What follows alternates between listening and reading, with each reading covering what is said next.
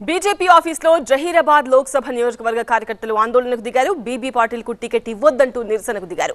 కేంద్ర మంత్రి కిషన్ రెడ్డి ఎదుటే ఆందోళనకు దిగారు. పాటిల్ కు టికెట్ ఇవ్వొద్దని విన్నవించారు.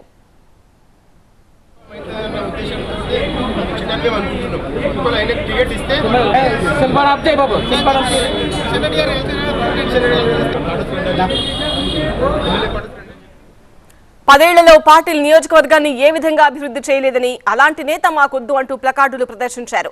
అంతేకాదు జహీరాబాద్ టికెట్ ఆశిస్తున్న జైపాల్ రెడ్డి అనుచరులు బీజేపీ కార్యాలయం దగ్గర ఆందోళనకు దిగారు.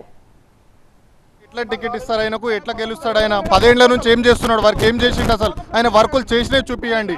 ఇప్పటి వరకు ఏం ఒక్క పని కాలేదు. నియోజకవర్గంలో ఎప్పుడు కూడా అసెంబ్లీ మన కాన్స్టిట్యున్సీలో ఒక్కసారి కూడా అందుబాటులో ఉండడు. ఏం వర్కులు అయినా ఆయనకి ఇస్తారు. ఇప్పుడు గెలిచే స్థానికేతురు అయినటువంటి ఆయన స్థానంలో ఉంటాడు. ఆయన గెలవాలి అంటే హైదరాబాద్ రావాలి, లేకపోతే పూనాకు పోవాలి, మహారాష్ట్ర పోవాలి.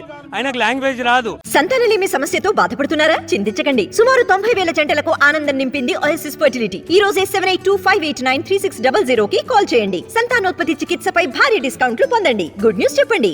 ఏదైనా మేము చెప్పాలనుకున్నా కూడా మా బాధలు చెప్పలేం. కాన్స్టిట్యున్సీకి చాలా వేళ్ల మీద లెక్క పెట్టుకోవచ్చు. ఆయన కాన్స్టిట్యున్సీకి వచ్చిన రోజులు మేము నారాయణఖేడ్లో జహీరాబాద్లో షుగర్ ఫ్యాక్టరీ మూతపడింది. మా పర్సనల్గా నాకు ఒక 10 ఎకరాల పొలం ఉంది. మా విలేజ్లో కొన్ని 1000 ఎకరాల షుగర్ కేన్ పండుతుంది.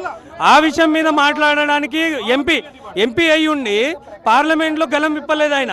మోదీ గారికి మనము జహీరాబాద్ పార్లమెంట్ గిఫ్ట్ ఇవ్వాలని చాలా మంది చెప్తున్నారు. ఇప్పుడు లోకల్ క్యాండిడేట్లు ఉన్నారు. లోకల్ క్యాండిడేట్లు చూసి సర్వేలో ఎవరికి మంచిగా రిపోర్ట్ వస్తే వాళ్ళకే ఇవ్వండి. మీరు ఎక్కడి నుంచో తీసుకొచ్చి ఇప్పుడు ఎలక్షన్ మూమెంట్లో పార్టీలో జాయిన్ చేసుకొని మీరు ఇవ్వాలంటే